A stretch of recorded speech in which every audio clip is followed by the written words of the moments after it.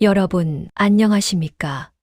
오늘도 구수한 이야기 한 자락 들으러 오셨지요? 이야기를 시작하기 전에 구독과 좋아요 버튼을 눌러주시고요. 어디서 듣고 계신지 댓글로 남겨주시면 행운과 복이 가득하실 겁니다. 오늘 들려드릴 이야기는 조선시대 어느 주막에서 벌어진 기이한 사건입니다. 귀신을 보는 며느리와 그 며느리를 믿은 할아버지, 그리고 감춰진 진실을 밝혀내는 이야기지요. 귀신보다 무서운 것이 무엇인지, 사람의 참된 가치는 어디에 있는지 함께 들어보시겠습니까? 그럼 이야기를 시작하겠습니다. 조선 후기 한양으로 가는 큰 길 옆에 역촌 마을이 하나 있었습니다. 이곳은 역참이 가까워 나그네들의 발길이 끊이지 않는 곳이었지요. 마을 한가운데에는 석가헌이라는 주막이 있었습니다. 3대째 주막을 이어온 집안이었어요. 주막 주인은 석규라는 32살 사내였습니다. 키가 크고 어깨가 넓은 사내였지요. 말수는 적었지만 장사 수완만큼은 뛰어났습니다. 밤낮으로 주막 일에만 매달려 살았어요. 손님을 맡고 술을 따르고 장부를 적고 그러다 보니 혼기를 놓쳐버렸지요. 석규에게는 할아버지가 한 분 계셨습니다. 마을 사람들은 그를 할아범이라 불렀어요. 올해 70이 넘은 노인이었지만 정정했습니다. 허리는 고닫고 눈빛은 날카로웠지요. 할아범은 젊은 시절 한양 포도청에서 포졸로 일했던 사람이었습니다. 도둑을 잡고 살인 사건을 해결하는 일을 10년도 넘게 했지요. 사람 보는 눈이 남달랐습니다. 어느 봄날이었습니다. 할아범이 지팡이를 짚고 주막 마당에 서 있었어요. 석규가 술독을 나르다 할아버지를 보았지요. 할아범, 어디 가시렵니까? 좀 나갔다 오마. 어디를요? 이웃 마을. 석규는 고개를 갸웃했습니다. 할아범이 혼자 먼 길을 나서는 일은 드물었거든요. 하지만 더 묻지 않았지요. 할아범은 한 번 마음먹으면 누가 뭐래도 자기 뜻을 꺾지 않는 사람이었으니까요. 할아범이 향한 곳은 고개 너머 신당골이었습니다. 그곳에는 대대로 무당을 배출한 집안이 하나 있었어요. 할아범이 신당골 어귀에 들어서자 저 멀리 단청이 칠해진 신당이 보였습니다. 신당 옆에 초가 한 채가 있었어요. 할아범이 대문 앞에 섰을 때 안에서 여인의 목소리가 들렸습니다. 맑고 또렷한 목소리였지요. 어머님, 제가 또 봤습니다. 우물가에 할멈 하나가 서 계시는데 허리가 굽고 옷이 다 해졌더이다. 그래, 그 할멈이 너한테 뭐라 하더냐? 물을 달라 하셨습니다. 제가 바가지에 물을 떠드렸더니 고맙다며 사라지셨어요. 그 할멈은 3년 전에 돌아가신 분이다. 물 한 모금 못 마시고 가셨는데 내가 물을 떠주어 한이 풀렸을 게다. 할아범은 문 밖에서 그 대화를 다 들었습니다. 그리고 조용히 대문을 두드렸지요. 누구십니까? 안에서 나이 든 무당이 문을 열었습니다. 50 중반쯤 되어 보이는 여인이었어요. 할아범은 허리를 굽혀 절했습니다. 역촌 마을에서 온 사람입니다. 만신님 댁이 맞습니까? 그렇습니다만 무슨 일이십니까? 며느리를 구하러 왔습니다. 무당의 얼굴이 굳었습니다. 마당 안쪽에서 25쯤 되어 보이는 처녀가 고개를 내밀었어요. 단아한 얼굴에 맑은 눈을 가진 처녀였지요. 할아범이 그 처녀를 보았습니다. 따님이십니까? 그렇습니다만. 무당은 말끝을 흐렸습니다. 할아범이 마당으로 들어섰지요. 소문을 들었습니다. 따님께서 귀한 능력을 가지셨다고요. 무당의 얼굴이 더욱 굳었어요. 처녀는 고개를 숙였습니다. 나리, 그것이 귀한 능력이 아니옵니다. 저주입니다. 이 아이는 태어날 때부터 죽은 이들이 보였습니다. 길을 가다가도 귀신을 보고 밤이면 귀신들이 찾아와 말을 겁니다. 어찌 시집을 가겠습니까? 그래서 제가 왔습니다. 할아범이 단호하게 말했지요. 무당이 놀란 눈으로 할아범을 보았습니다. 정녕 이 아이를 며느리로 삼으시겠다는 말씀입니까? 그렇습니다. 사흘 뒤에 혼례를 치르겠습니다. 하오나 나리, 이 아이는 괜찮습니다. 나는 포도청에서 10년을 일했습니다. 귀신보다 무서운 것은 사람이라는 것을 잘 압니다. 귀신을 보는 능력이 있다면 그것은 분명 쓸 데가 있을 것입니다. 할아범은 그렇게 말하고 돌아섰습니다. 무당과 처녀는 멍하니 할아범의 뒷모습을 바라보았지요. 사흘이 지났습니다. 석가헌 주막 마당에 혼례 준비가 한창이었어요. 석규는 영문도 모른 채 새 도포를 입고 서 있었습니다. 할아범, 대체 누구와 혼례를 치른다는 것입니까? 곧 알게 될 것이다. 마을 사람들이 하나둘 모여들었습니다. 호기심 어린 눈빛들이었지요. 해가 중천에 떴을 때 저 멀리서 가마가 하나 들어왔습니다. 가마가 주막 마당에 멈춰 섰어요. 가마 문이 열리고 신부가 내렸습니다. 붉은 화롯을 입은 처녀였지요. 족두리를 쓰고 고개를 숙인 채 천천히 걸어왔습니다. 그때 마을 사람 하나가 소리쳤습니다. 저거 신당골 무당의 딸 아닌가? 웅성거림이 일었습니다. 사람들이 수군거리기 시작했어요. 무당의 딸이라고? 할아범이 정신이 나갔나? 주막에 무당의 딸을 며느리로 들이다니. 석규의 얼굴이 하얗게 질렸습니다. 할아범은 아랑곳하지 않고 며느리를 맞이했지요. 오너라, 며느리. 처녀, 월선이 할아범 앞에 무릎을 꿇었습니다. 할아버님. 목소리는 맑았지만 떨리고 있었어요. 혼례가 치러졌습니다. 절을 올리고 술을 나눴지요. 하객들은 하나같이 수군거렸습니다. 석규는 입술을 꽉 깨물고 있었어요. 해가 지고 밤이 되었습니다. 하객들이 하나둘 돌아갔어요. 석규는 안방에 들어가지 못하고 주막 마루에 앉아 있었습니다.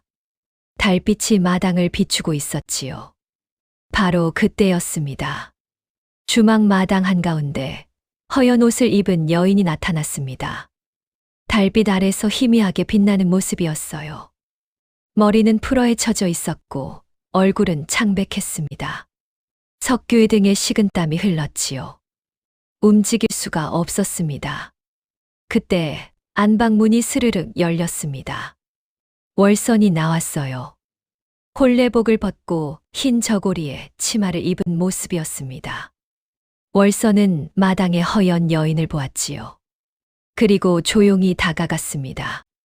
무슨 일로 오셨습니까? 월선이 물었습니다. 허연 여인이 입을 열었어요. 물 한 모금만. 알겠습니다. 잠시만 기다리십시오. 월선이 부엌으로 갔습니다. 바가지에 물을 떠서 나왔어요. 그리고 허연 여인 앞에 바가지를 내밀었지요. 허연 여인이 물을 마셨습니다. 그리고 고개를 숙여 절했어요. 고맙습니다. 여인이 사라졌습니다. 달빛만 남았지요. 월선이 몸을 돌렸을 때 석규와 눈이 마주쳤습니다. 석규는 벌떡 일어섰어요. 지금 뭘 한 겁니까? 귀신에게 물을 드렸습니다. 월선이 담담하게 대답했습니다. 석규의 얼굴이 일그러졌지요. 귀신이라고 귀신과 대화를 했단 말입니까? 예. 대체 할아범은 어떤 사람을 데려온 겁니까?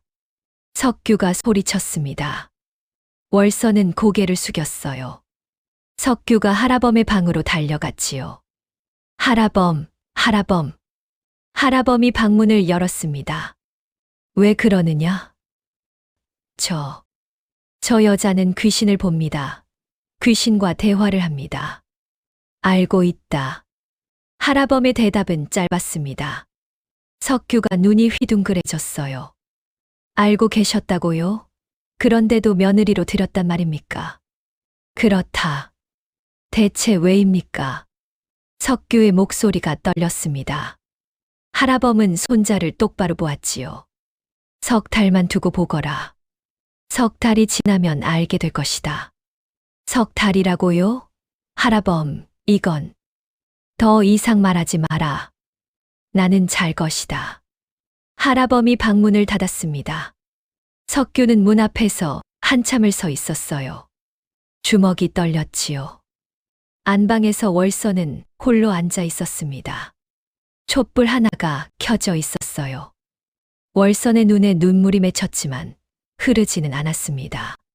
창밖으로 달빛이 들어왔지요. 월선은 품에서 작은 주머니를 꺼냈습니다. 어머니가 준 부적이었어요. 월선은 부적을 꼭 쥐었지요. 석 달. 석 달이면. 속삭이는 목소리가 촛불에 흔들렸습니다. 주막 처마 밑에서 허연 여인이 다시 나타났어요. 그리고 안방을 향해 고개를 숙여 절했습니다. 그리고 사라졌지요. 밤이 깊어갔습니다. 역촌 마을은 고요했지만 석가헌 주막에는 아무도 잠들지 못한 첫날 밤이었습니다. 동이 텄습니다. 월서는 잠을 설쳤지만 새벽 일찍 일어났어요.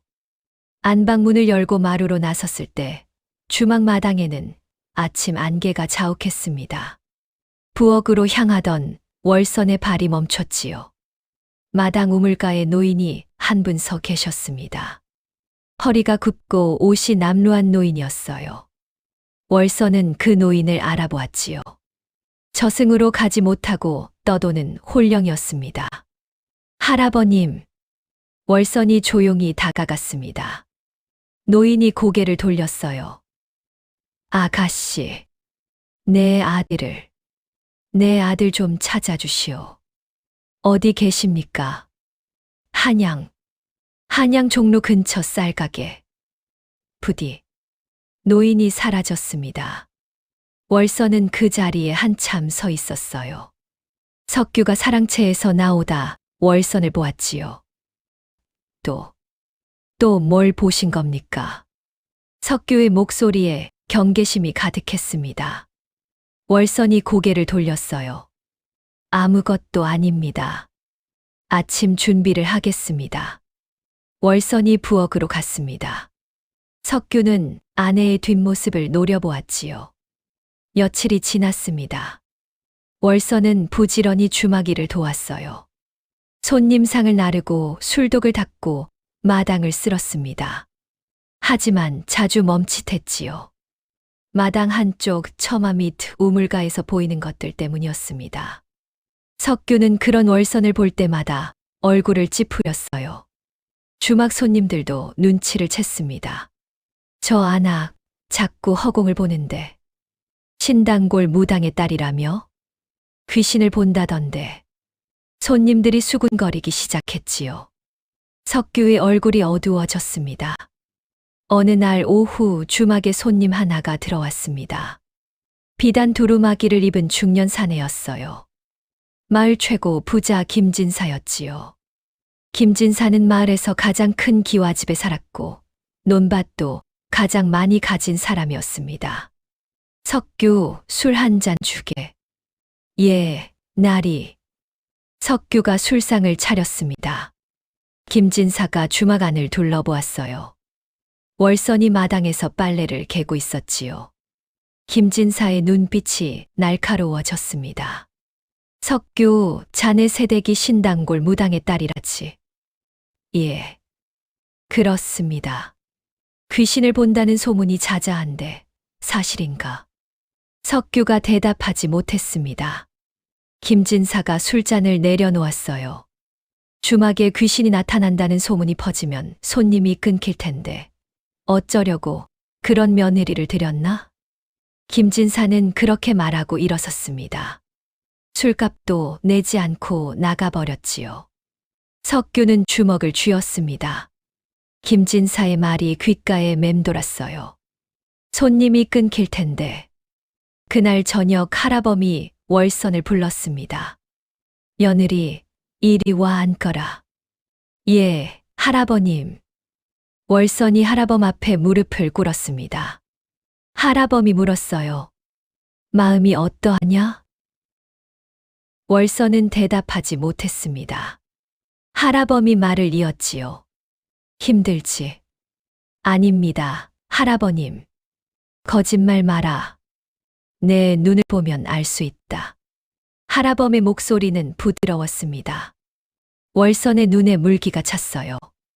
할아버님께서 저를 믿어주셔서 견딜 수 있습니다. 그래. 나는 내 능력이 사람을 해치는 것이 아니라 돕는 것임을 안다. 조금만 참거라. 곧 이 마을 사람들도 알게 될 것이다. 할아범이 월선의 어깨를 토닥였지요. 하지만 마을의 분위기는 점점 나빠졌습니다. 김진사가 마을의 소문을 퍼뜨리기 시작한 것이었어요. 사흘 뒤 우물가에서 안악들이 모여 빨래를 하고 있었습니다. 김진사의 집에서 일하는 안악 하나가 입을 열었어요. 들었어요? 석가헌에 귀신이 나타난다며. 에이, 설마. 진짜래요. 김진사 나리께서 직접 보셨대요. 밤마다 주막마당에 허연 귀신이 나타난다고. 세상에. 안악들이 수군거렸습니다.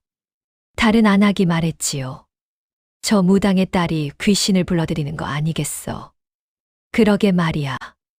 무당 집안 사람을 며느리로 들이면 안 되는 거라니까. 저 집 망하는 거 시간 문제야.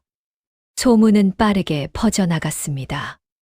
그날 저녁부터 주막 손님이 뚝 끊기기 시작했어요. 이틀, 사흘, 나흘. 한 달이 지나자 주막은 텅텅 비었습니다. 석규는 빈 주막을 바라보며 한숨을 쉬었지요. 장부를 펼쳤습니다. 적자가 눈에 띄게 늘고 있었어요. 이러다간 석규의 얼굴이 창백해졌습니다. 어느 날 밤이었습니다. 석규는 더 이상 참을 수 없어 월선을 불렀어요. 당신 때문입니다. 당신이 온 뒤로 손님이 하나도 없습니다. 다 당신 때문이에요. 석규의 목소리가 떨렸습니다. 월선은 고개를 숙였어요. 죄송합니다. 죄송하다고 해서 될 일입니까? 이러다 주막이 문을 닫으면 어쩌려고 그럽니까? 제가 떠나겠습니다. 월선의 목소리가 작았습니다. 석규가 입을 다물었어요. 월선이 일어나 안방으로 들어갔지요. 할아범이 사랑채에서 그 대화를 다 들었습니다. 할아범은 고개를 저었어요. 아직 멀었구나. 그날 밤 월선은 보따리를 쌌습니다. 떠날 준비를 하고 있었던 것이지요. 그때 창밖에서 소리가 들렸습니다. 도와주세요. 월선이 창을 열었습니다. 마당에 처녀가 한 명 서 있었어요. 허연 치마 저고리를 입은 처녀였습니다. 머리는 축 늘어져 있고 얼굴은 창백했지요. 월선은 그 처녀가 홀령임을 알아보았습니다. 누구십니까? 저는 처녀가 울먹였습니다. 월선이 마당으로 내려갔어요. 무슨 일이십니까? 말씀하십시오. 저는 억울합니다. 저를 도와주세요. 어디서 오셨습니까? 김진사댁. 연못. 처녀가 연못을 가리켰습니다. 김진사댁 방향이었어요. 연못에서 무슨 일이 있었습니까? 저는 김진사의 딸입니다. 하지만 아무도 모릅니다. 저는 첩의 딸이었고 본처님께서 처녀가 울기 시작했습니다. 월선이 처녀의 손을 잡으려 했지만 홀령의 손은 잡히지 않았어요. 천천히 말씀하십시오. 10년 전. 저는 15이었습니다. 아버지께서 저를 인정해 주시려 했지만 본처님께서 제가 자라면 자식들에게 위협이 된다며 밤에 저를 연못으로 불러내 물에 빠뜨렸습니다. 월선의 얼굴이 굳었습니다. 그래서 지금까지 연못에 계신 것입니까? 예. 제 원한을 풀어주십시오. 제 뼈를 찾아주십시오. 처녀가 사라졌습니다. 달빛만 남았지요. 월서는 한참을 마당에 서 있었습니다. 김진사댁, 마을 최고 권력자, 그리고 숨겨진 살인. 그래서 김진사댁이 저를 몰아내려 한 것이구나. 월서는 모든 것을 깨달았습니다. 자신의 능력이 김진사댁의 비밀을 밝힐까 두려워 소문을 퍼뜨려 자신을 쫓아낸 것이었어요. 월서는 할아범의 방으로 갔습니다. 조용히 문을 두드렸지요. 할아버님, 들어오너라. 할아범이 촛불을 켰습니다. 월선이 무릎을 꿇었어요. 할아버님, 말씀드릴 것이 있습니다. 월선은 처녀 귀신의 이야기를 전부 말했습니다. 할아범은 들으면서 고개를 끄덕였지요. 10년 전. 그래, 기억난다. 할아버님께서 아십니까? 나는 그때 포도청 포졸이었다. 김진사댁 연못에서 처녀 시신이 발견되었다는 신고가 들어왔었지. 하지만 김진사댁에서 모르는 여자가 연못에 빠져 죽었다고 했고, 시신에서 신원을 알 만한 것이 없어 그냥 묻었다. 그럼. 그래. 그 처녀가 김진사에 숨겨진 딸이었던 것이다. 할아범의 눈빛이 날카로워졌습니다. 며느리, 이 일을 밝혀내겠느냐? 예. 하지만 아무도 제 말을 믿지 않을 것입니다. 증거가 있어야 한다. 연못을 파야 한다. 어떻게 하면 됩니까? 할아범이 잠시 생각했습니다. 그리고 입을 열었어요. 때를 기다려야 한다. 김진사댁에서 큰 잔치가 열릴 때, 그때가 기회다. 잔치요? 그래. 사람이 많이 모일 때 진실을 밝혀야 아무도 숨길 수 없다. 월선이 고개를 끄덕였습니다. 하지만 마음 한편이 무거웠어요. 김진사댁은 마을 최고 권력자였습니다. 그를 상대하는 것이 쉬운 일이 아니었지요. 다음 날 아침 주막은 여전히 텅 비어 있었습니다. 석규는 장부를 보며 한숨만 쉬었어요. 월선은 마당을 쓸면서 연못 쪽을 바라보았습니다. 그때 마을 사람 하나가 주막으로 뛰어왔습니다. 석규, 큰일 났네. 김진사댁에서 환갑잔치를 연다며. 환갑잔치요? 그래, 보름 뒤래. 마을 사람 전부를 초대한단다. 석규가 고개를 끄덕였습니다. 월선은 빗자루를 쥔 손에 힘을 주었어요. 보름 뒤, 할아범이 사랑채에서 나왔습니다. 월선과 눈이 마주쳤지요. 할아범이 고개를 끄덕였습니다. 때가 온 것이었습니다. 보름이 흘러가는 동안 월선은 밤마다 연못가로 갔습니다. 김진사댁 담장 밖에서 처녀 귀신 복녀를 기다렸지요. 복녀는 매일 밤 나타났습니다. 도와주실 겁니까? 복녀가 물었습니다. 월선은 고개를 끄덕였어요. 반드시 도와드리겠습니다. 조금만 기다리십시오. 고맙습니다. 10년을 기다렸습니다. 조금 더 기다릴 수 있습니다.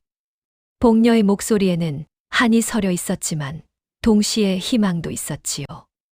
월선이 집으로 돌아오는 길, 마을 안악 하나와 마주쳤습니다. 안악이 월선을 보고 황급히 길을 피했어요. 저리 가.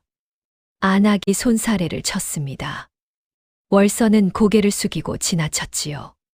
주막으로 돌아왔을 때 석규가 마루에 앉아 있었습니다. 술잔을 기울이고 있었어요. 또 어디 갔다 오십니까? 석규의 목소리에 술기운이 섞여 있었습니다. 산책을 다녀왔습니다. 산책이라. 밤에 혼자 산책을 다니는 여자가 어디 있습니까? 죄송합니다. 월선이 안방으로 들어가려 했습니다. 석규가 막아섰어요. 며느리. 아니, 당신. 제발 부탁이니 평범하게 살 수는 없습니까? 귀신 같은 건 보지 말고 그냥 주막일이나 하고. 석규의 목소리가 떨렸습니다. 술에 취한 것이 아니라 두려움에 떨고 있었어요. 서방님. 월선이 처음으로 석규를 똑바로 보았습니다. 제가 이 능력을 원한 것이 아닙니다. 하지만 이 능력이 있는 이상 모른 척할 수 없습니다. 억울하게 죽은 이들이 저를 찾아옵니다. 그래서요. 그게 우리와 무슨 상관입니까? 우리 주막이 망하는데. 보름만 기다려 주십시오. 뭐라고요? 보름 뒤 김진사댁 잔치에서 모든 것이 밝혀질 것입니다. 월선이 안방으로 들어갔습니다. 석규는 그 뒷모습을 멍하니 바라보았지요. 다음 날 김진사댁에서 사람을 보냈습니다.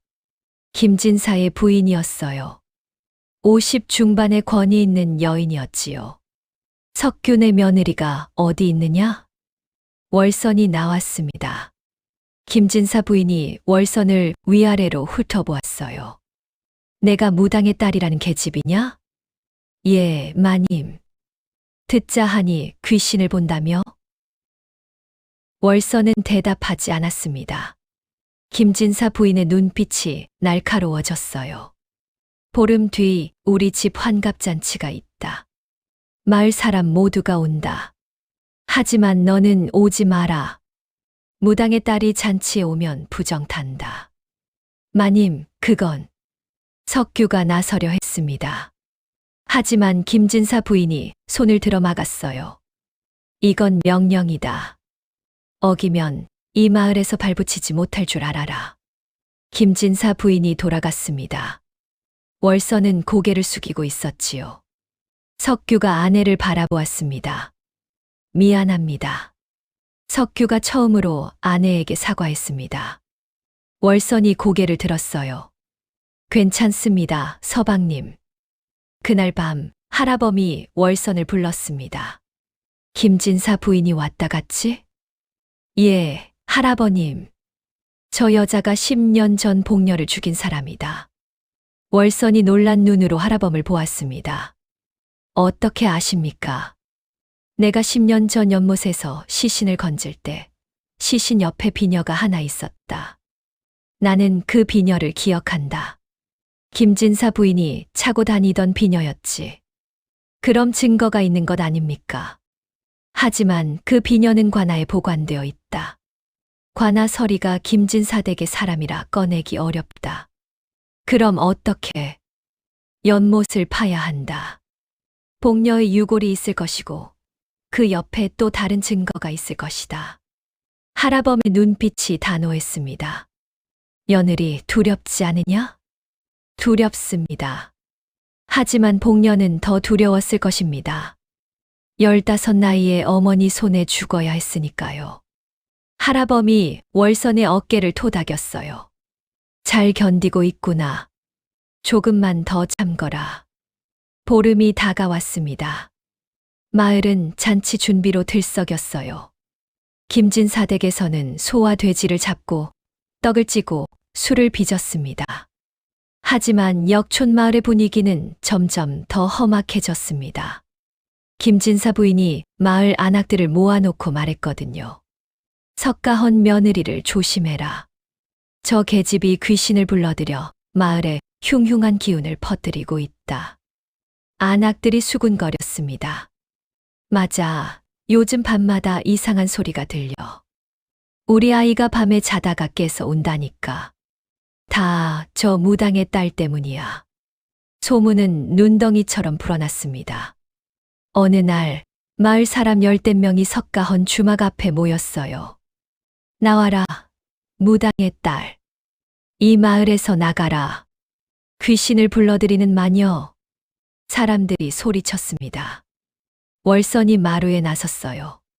사람들이 돌과 흙덩이를 던졌지요. 나가. 썩 꺼져. 석규가 뛰어나왔습니다. 그만하십시오. 제 아내입니다. 내 아내가 마을을 망치고 있다. 당장 내쫓아. 할아범이 지팡이를 짚고 나왔습니다. 할아범의 목소리가 마당에 울렸어요. 물러가라. 할아범의 위엄에 사람들이 잠시 멈췄습니다. 할아범은 포도청 포졸 출신이었고 마을에서 존경받는 어른이었거든요. 하라범, 하지만 보름 뒤 진실이 밝혀질 것이다. 그때까지 기다려라. 만약 내 며느리가 거짓을 말했다면 내가 직접 이 마을에서 내보내겠다. 하라범의 말에 사람들이 웅성거렸습니다. 하지만 더 이상 앞으로 나오지는 못했어요. 보름 뒤까지만 기다리겠소. 그때까지 아무 일도 없으면 당장 내쫓을 것이요. 사람들이 흩어졌습니다. 월서는 마루에 주저앉았어요. 몸이 떨렸지요. 석규가 아내 옆에 앉았습니다. 처음으로 아내의 손을 잡았어요. 무섭습니까? 석규가 물었습니다. 월선이 고개를 끄덕였지요. 무섭습니다. 하지만 물러서지 않겠습니다. 석규는 아내의 손을 꼭 쥐었습니다. 말은 하지 않았지만 그 손에 힘이 실렸지요. 그날 밤 복녀가 다시 나타났습니다. 하지만 이번에는 연못가가 아니라 주막 마당이었어요. 월선 낭자. 복녀. 낭자 때문에 고통받고 계시는군요. 그만두십시오. 저는 괜찮습니다. 아닙니다. 끝까지 갈 것입니다. 월선의 목소리가 단호했습니다. 복녀가 눈물을 흘렸어요. 고맙습니다. 10년 동안 아무도 제 편이 되어주지 않았습니다. 제 아버지조차도. 이제 곧 끝납니다. 보름 뒤 진실이 밝혀질 것입니다. 복녀가 사라졌습니다. 월선은 밤하늘을 올려다보았어요. 별이 총총했습니다.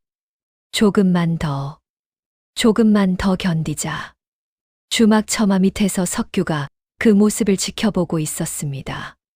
석규는 처음으로 아내가 두렵지 않았어요. 오히려 존경스러웠습니다. 저 사람은 나보다 강하구나. 보름이 코앞으로 다가왔습니다. 김진사 댁에서는 환갑잔치 준비가 한창이었고 석가헌 주막에서는 월선과 하라범이 마지막 준비를 하고 있었습니다. 진실이 밝혀질 날이 다가오고 있었습니다. 환갑잔치 날이 밝았습니다. 김진사 댁 마당은 사람들로 북적였어요. 마을 사람들이 전부 모였고 이웃 마을에서도 하객이 왔습니다. 마당 한가운데에는 잔치상이 수십 개 놓여 있었지요. 김진사가 붉은 도포를 입고 상석에 앉아 있었습니다. 그 옆에는 김진사 부인이 앉아 있었어요. 부인의 얼굴에는 미소가 가득했지만 그 눈빛만큼은 차가웠지요. 자, 모두들 드십시오. 오늘은 제 환갑을 축하해 주러 오신 날입니다. 김진사가 술잔을 들었습니다. 하객들이 박수를 쳤어요. 바로 그때 대문이 열렸습니다. 하라범이 지팡이를 짚고 들어왔습니다. 그 뒤로 월선이 따라왔어요. 그리고 석규까지. 마당이 조용해졌습니다. 모두가 세 사람을 바라보았지요. 김진사 부인이 벌떡 일어섰습니다. 누가 너희를 불렀느냐? 당장 나가. 잠깐만 기다리시지요. 하라범이 침착하게 말했습니다. 하라범의 목소리에는 힘이 있었어요. 김진사, 한 가지 물어보겠소. 무엇을? 10년 전 당신 댁 연못에서 처녀가 죽었소. 기억하시오. 김진사의 얼굴이 굳었습니다. 부인이 나섰어요. 그건 모르는 여자가 연못에 빠져 죽은 것이오. 우리와는 관계없소. 정말 그렇소. 하라범이 월선을 바라보았습니다. 월선이 앞으로 나섰어요. 그 처녀의 이름은 복녀입니다. 김진사 나리의 처백에서 난 딸이었지요. 마당이 술렁거렸습니다. 김진사가 자리에서 일어났어요. 무슨 헛소리를 하는 것이냐? 헛소리가 아닙니다. 복녀는 15살 때 본처님께 연못에 빠뜨려져 죽었습니다. 첩의 딸이 자라면 본처의 자식들에게 위협이 될까 두려워서였지요. 월선의 목소리는 떨리지 않았습니다. 김진사 부인의 얼굴이 하얗게 질렸어요. 네. 내가 어떻게 그걸? 복녀가 제게 말해 주었습니다. 뭐라고? 복녀의 홀령이 10년 동안 연못을 떠나지 못하고 있습니다. 억울함 때문에 마을 사람들이 웅성거리기 시작했습니다. 한 사람이 소리쳤어요. 저 계집이 귀신을 봤다고 하는구만. 정신 나간 소리야. 맞아. 무당의 딸이 지어낸 거짓말이다. 하지만 할아범이 손을 들었습니다. 마당이 다시 조용해졌어요. 며느리의 말이 사실인지 확인할 방법이 있소. 연못을 파보면 됩니다. 복녀의 유골이 있을 것이오. 김진사 부인이 비명을 질렀습니다. 안 돼. 연못을 팔 수 없어. 왜 안 됩니까? 혹시 숨길 것이 있습니까? 할아범의 날카로운 질문에 부인이 말문이 막혔어요. 김진사가 나섰습니다. 좋소. 연못을 파보시오. 하지만 아무것도 나오지 않으면 당신네가 이 마을에서 나가야 하오. 물론이요. 할아범이 고개를 끄덕였습니다. 마을 사람들이 연못가로 몰려갔어요. 남정네 5-6명이 삽을 들고 연못 가장자리를 파기 시작했습니다. 한 삽, 2삽, 흙이 파헤쳐졌어요. 연못물이 흐려졌습니다. 한 식경쯤 지났을까요? 삽질하던 사내 하나가 소리쳤습니다. 여기 뭔가 있소. 사람들이 몰려들었습니다. 흙 속에서 하얀 것이 드러났어요. 뼈였습니다. 세상에. 사람들이 숨을 죽였습니다. 계속 파헤치자 유골이 모습을 드러냈어요. 작은 체구의 여인 유골이었지요. 그리고 유골 옆에서 무언가가 더 나왔습니다. 비녀였어요. 금으로 만든 비녀였습니다.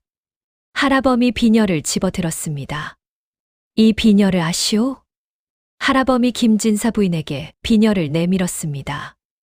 부인의 얼굴이 창백해졌어요. 이건 10년 전 내가 연못에서 시신을 건질 때 이와 똑같은 비녀를 보았소. 당신이 차고 다니던 비녀였지요. 아니요, 그건 인정하시오. 당신이 복녀를 죽였소. 할아범의 목소리가 마당에 울렸습니다. 김진사 부인이 주저앉았어요. 아니야. 난 그냥 그 계집애가 자라면 우리 아들들한테 해가 될까봐. 부인이 울먹이기 시작했습니다. 고백이었어요. 그의 어미가 죽고 나서 진사 양반이 그 애를 인정하려 했어. 하지만 난 우리 자식들을 지켜야 했어. 그래서 그 애를 연못으로 불러내서 마을 사람들이 경악했습니다. 김진사가 부인을 노려보았어요. 당신이 그랬단 말이오? 진사 양반. 난 우리 자식들을 위해서 내 딸을 죽였단 말이오. 김진사가 소리쳤습니다. 김진사는 복녀의 존재를 알고 있었지만 그 아이가 어떻게 죽었는지는 몰랐던 것이지요. 바로 그때 연못가에 허연 기운이 피어올랐습니다. 월선만 볼 수 있는 모습이었어요. 복녀였습니다. 복녀는 김진사를 향해 고개를 숙여 절했습니다. 그리고 김진사 부인을 바라보았지요. 원망이 아니라 슬픔이 가득한 눈빛이었습니다. 월선이 복녀에게 속삭였습니다. 이제 편히 가십시오. 복녀가 미소를 지었습니다. 그리고 천천히 사라졌어요. 연못가의 평화로운 기운이 감돌았습니다. 마을 사람들이 월선을 바라보았습니다. 아까까지만 해도 마녀라고 손가락질하던 사람들이었지요. 하지만 이제는 다른 눈빛이었습니다. 한 노인이 월선 앞에 무릎을 꿇었습니다. 낭자, 죄송하오. 우리가 잘못 봤소. 다른 사람들도 고개를 숙이기 시작했어요. 낭자께서 진실을 밝혀주셨소. 우리가 낭자를 오해했소. 석규가 아내 옆에 섰습니다. 그리고 아내의 손을 잡았어요. 마을 사람들 앞에서 처음으로 떳떳하게 아내의 손을 잡은 것이었지요. 이 사람은 제 아내입니다. 제가 평생 지킬 사람입니다. 석규의 목소리가 마당에 울렸습니다. 월선이 남편을 올려다보았어요. 석규가 미소를 지었지요. 김진사 부인은 마당에 주저앉아 울고 있었습니다. 마을 사람 하나가 관가로 달려가 포졸을 불러왔어요. 포졸들이 김진사 부인을 잡아갔습니다. 김진사는 연못가에 무릎을 꿇고 앉아 있었어요. 복녀의 유골 앞에서 눈물을 흘리고 있었지요. 복녀야, 아비가 미안하구나. 아비가 너를 지켜주지 못했구나. 할아범이 김진사의 어깨에 손을 얹었습니다. 이제라도 딸을 제대로 장사 지내주시오. 김진사가 고개를 끄덕였습니다. 잔치는 끝났습니다. 하지만 그날은 마을에 있어 잊을 수 없는 날이 되었지요. 숨겨졌던 진실이 밝혀진 날. 그리고 한 여인의 용기가 억울한 홀령을 구원한 날이었습니다. 그날 이후 석가헌 주막은 완전히 달라졌습니다. 다음 날 아침 주막 문을 열자 손님들이 줄을 서 있었어요. 어제 잔치에 갔던 사람들이었지요. 낭자, 어제는 죄송했소. 우리가 낭자를 오해했소. 낭자 덕분에 진실이 밝혀졌소. 사람들이 고개를 숙여 사죄했습니다. 월선은 미소를 지으며 손님들을 맞이했어요. 들어오십시오. 막걸리 한 사발 드리겠습니다. 주막은 다시 북적거렸습니다. 아니, 전보다 더 많은 손님이 찾아왔지요. 월선의 이야기가 이웃 마을까지 퍼져나갔기 때문이었습니다. 역촌 마을에 귀신을 보는 여인이 있다더라. 그 여인이 10년 묵은 살인 사건을 밝혀냈다지. 의로운 사람이라던데. 소문은 좋은 쪽으로 바뀌었습니다. 석규는 바쁘게 손님들을 맞이하며 행복한 비명을 질렀어요. 장부에 흑자가 쌓여갔지요. 사흘 뒤 김진사가 석가헌을 찾아왔습니다. 초췌한 모습이었어요. 김진사는 월선 앞에 무릎을 꿇었습니다. 낭자, 감사하오. 고개를 드십시오, 나리. 낭자 덕분에 내 딸을 제대로 장사 지낼 수 있었소. 복녀는 이제 선산에 묻혔소. 비석도 세우고 제사도 지내줄 것이요. 김진사의 눈에 눈물이 맺혔습니다. 낭자가 아니었다면 복녀는 영원히 연못에 갇혀 있었을 것이요. 은혜를 잊지 않겠소. 김진사는 깊이 절하고 돌아갔습니다. 김진사 부인은 관가에 갇혀 곧 귀양을 가게 되었다는 소식이 들렸어요. 그날 저녁 월선은 주막 처마 밑에 앉아 있었습니다. 하늘에는 별이 총총했지요. 문득 옆에 누군가 앉는 기척이 느껴졌습니다. 석규였어요. 석규가 아내 옆에 앉아 함께 밤하늘을 바라보았지요. 미안했소. 석규가 먼저 입을 열었습니다. 처음에 당신을 받아들이지 못해서, 당신 능력을 두려워해서. 괜찮습니다, 서방님. 아니요. 당신은 처음부터 옳았소. 나는 눈앞의 장사만 생각했지, 진짜 중요한 것을 보지 못했소. 석규가 아내의 손을 잡았습니다. 당신은 무당의 딸이 아니요. 의로운 사람이요. 내가 평생 자랑스러워할 아내요. 월선의 눈에 눈물이 맺혔습니다. 석규가 아내를 껴안았지요.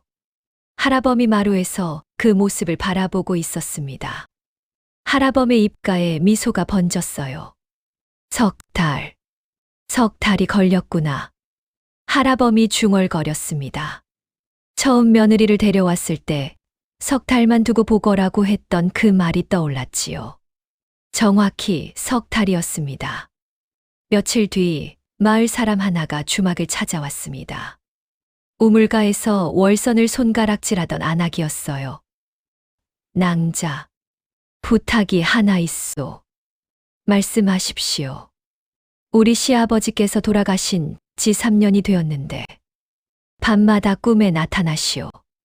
무언가 하실 말씀이 있으신 것 같은데. 월선이 안악을 따라 그 집에 갔습니다. 그날 밤 월서는 돌아가신 시아버지의 홀령을 만났어요. 노인은 자식들에게 전할 말이 있었습니다. 장롱 밑에 돈을 숨겨두었다. 그 돈으로 내 제사를 지내주고 가난한 이웃을 도와다오. 월선이 그 말을 가족들에게 전했습니다. 정말로 장롱 밑에서 돈 주머니가 나왔어요. 가족들은 노인의 뜻을 받들어 제사를 지내고 이웃을 도왔지요. 소문이 더욱 퍼졌습니다. 마을 사람들이 억울한 일이 있으면 월선을 찾아왔어요. 월선은 귀신들의 목소리를 듣고 그들의 한을 풀어주었습니다. 어떤 이는 잃어버린 물건을 찾았고, 어떤 이는 누명을 벗었고, 어떤 이는 마음의 빚을 갚았지요. 월선은 돈을 받지 않았습니다. 다만 사람들은 고마운 마음의 쌀이나 나무를 가져다 주었어요. 석가헌 주막은 더욱 번창했습니다. 어느 가을날이었습니다. 주막 마당에 코스모스가 피어 있었어요. 월선이 마당을 쓸고 있는데 처마 밑에서 환한 빛이 보였습니다. 복녀였어요. 하지만 예전의 창백하고 슬픈 모습이 아니었지요. 환하게 웃고 있었습니다. 고맙습니다, 낭자. 편히 가고 계신가요? 예. 이제 저는 떠날 때가 되었습니다. 아버지께서 제사를 지내주시고 제 이름을 불러주셨습니다. 이제 저는 갈 곳이 생겼습니다. 복녀가 깊이 절했습니다. 낭자의 능력은 저주가 아닙니다. 축복입니다. 저 같은 이들에게는요. 복녀가 빛으로 변하며 사라졌습니다. 하늘로 올라가는 것 같았어요. 월서는 손을 흔들어 배웅했지요. 석규가 아내 옆에 섰습니다.